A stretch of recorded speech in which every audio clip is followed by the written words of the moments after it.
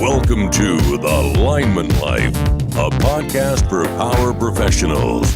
Here's your host, David Spooner. I want to ask you, which style of leading helpers and apprentice linemen is better? There's autocratic and there's democratic style.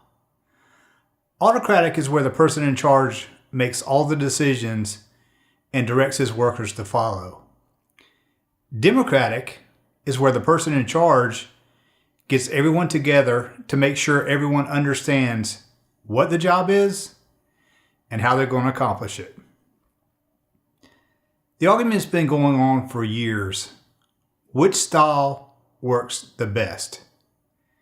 Seems like the old timers think autocratic style is the best, and the newer linemen think the democratic style is better. When I started back in the late 70s, there was only one kind of leadership style, and that was autocratic. You did not have to guess where you stood in the pecking order when you were at work. You were at the bottom. Today, I've had to change to a more democratic type of leadership because that is where the industry has gone. I'm going to talk about both styles and which one I think is better. The yard I started work at as an apprentice was a medium-sized yard. The main building was a large metal building warehouse, and that's where we stored the bucket trucks at night. There was an attached brick office that had a place for customers to make payments up front and a few offices in the back for employees. My foreman had an office, and only the foreman himself and the linemen were allowed to hang out in that office. The helpers and apprentices, we had a small wooden table back in the warehouse where we sat around until time to go to work. When the clock hit 7 a.m., which was the time we started, you were expected to immediately get out of your seat and start working on those trucks. Going to take a shit or eating food needed to be finished up before the time to go to work. The trucks were the sole responsibility of the helpers and apprentices. Water coolers were dumped and refilled with water every morning. All material on the trucks needed to be looked at just to make sure there was adequate stock for the day. Cutouts, lightning arresters, squeeze-ons, hand coils of wire. You better have that in adequate supply. All leaves, trash, or any other old material needed to be thrown away.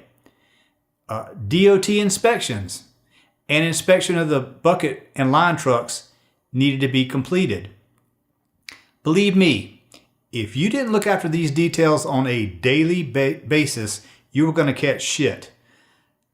The lineman would then come out and tell us what we needed to load. 90% of the time we carried poles, so we had to hook up the pole trailer to carry them. We also loaded transformers, wire, or any other hardware we needed.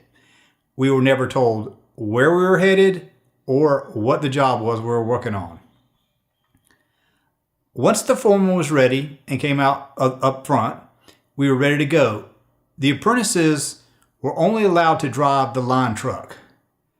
Linemen drove and rode in the buckets. The exact instructions from my foreman were, you follow this bucket truck.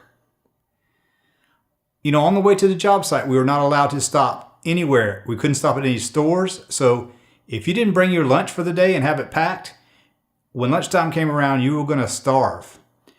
We were never shown the job print. Even when we got to the job, orders were barked out on what we needed to do to get the job going. We only got 30 minutes for lunch, but if we skipped our morning 15-minute break, which we were allowed, we usually would take 45 minutes. The linemen would all eat and then sleep. The apprentices were the alarm clock for the linemen when lunch was over and time for them to wake up. One time myself and another apprentice, we decided to play a joke on the lineman and we didn't wake him up. We let them sleep for over an hour. Needless to say, when they finally woke up on their own, the foreman was furious. We never tried that little joke again after that. At the end of the day, we were never allowed to come into the yard early unless we had to unload old material. My foreman used to say, too many people watching in the base yard. So when we came in, we had just enough time to drive in, unload any old material, and drop the pole trailer. One thing I used to hate was dropping that pole trailer on a daily basis. We used the pole trailer on a daily basis, and to me, it was a waste of effort to hook it up every morning and then drop it every afternoon. I used to ask, why do we have to drop this trailer every day when we just need to hook it back up in the morning? My foreman would calmly tell me, well, if we get a bad transformer at night, we don't want to have to waste time dropping the trailer to be able to use the line truck. We also kept a spare 25 and 10 kV transformer on the line truck every night. So if we used one during the day, we also had to replace them before going home. We were also responsible for backing the bucket trucks into the bay and downing the doors. The way it was planned out, there was only time to wash your hands and hit the gate out. Every day was like the movie Groundhog Day. The same day after day, week after week. Every step of our day was orchestrated out by the lineman, and if you forgot something or dared to buck the system, the punishment was swift and painful. Lineman would get in your face and want to find out exactly what your problem was. We were told on a daily basis that we would never make it as linemen. One of the favorite sayings of the lineman was, "You look like a monkey f***ing a football." No matter what task we did, we used to always hear that little comment. Now, every now and then we had the line supervisor who was over all the line crews in the area. And every once in a while he would come out and see us. And it was best to keep off his radar. If he got a bad report on you, he was quick to put you back in line, and you better listen. Low performers were not tolerated and let go immediately. I do want to point out that I quickly learned that even though we went through all this on a daily basis, it was not personal. We used to drink beer in the parking lot with the linemen almost every day after work, and they were almost always friendly. The other thing I realized is these guys were willing to teach me what they knew. The least I could do was make their life easier while we were working. They were always firm, but they were fair. Now, fast forward to today and the democratic style of leadership that the industry has moved towards. We now hold short meetings every morning where everyone is present, including the apprentice and helpers. Every job is explained about where we're going, what we'll be doing, what we need to load. Everyone is given the opportunity to ask questions about the job we're working on. It's pretty normal now that everyone stops at the store in the morning to get lunch if they don't have it. Unless the crew's working in some kind of remote area. There is much more emphasis placed on documenting performance of helpers and apprentices. Low performers take a much longer time to be let go. Each helper or apprentice has to be respected, even if he hasn't earned it yet. With a democratic style, it almost seems like you have to ask someone's permission to teach them something. It's all about talking to everyone to make sure everybody's okay with what is going on the job. In my opinion, democratic style leads to not knowing your role on the crew and thinking you have more say than you really do, which is kind of dangerous. It's the too many sergeants and not enough privates syndrome. One person on that crew needs to be in charge. The thing about line work is there are many ways to do the same job, and opinions are like assholes. Everybody has one. When you think you have a say, it causes problems when you don't get your way. This leads to the guy that has been there for like a couple years thinking they know it all. Any seasoned lineman knows it takes at least 10 to 15 years before you really have a grasp of your job. You know, the other day I saw an Instagram video of two apprentices, and they had harnesses on, and they had rigged up some ropes behind them on these harnesses back to an old pole that had just been pulled.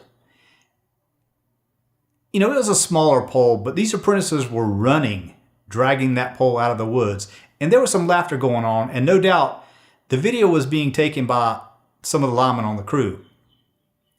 My first reaction was, you know, that lineman might be in trouble. What happens if those apprentices complain they're being degraded, which could very well happen today? You see, that thought was my democratic leadership style that I have to use today.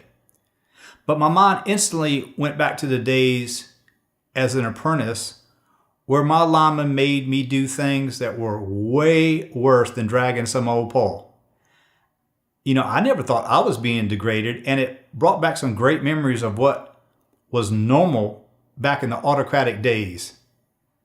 Those days were tough, but we were allowed to have some fun. In my book, autocratic leadership style works better. There was no wondering what somebody meant when they gave you an order to do something. If you could make it through the program, it was something to be proud of. Being a lineman is a dangerous job. Following what you were told could save your life. Some of the things I was made to do back in the day, I really hated them.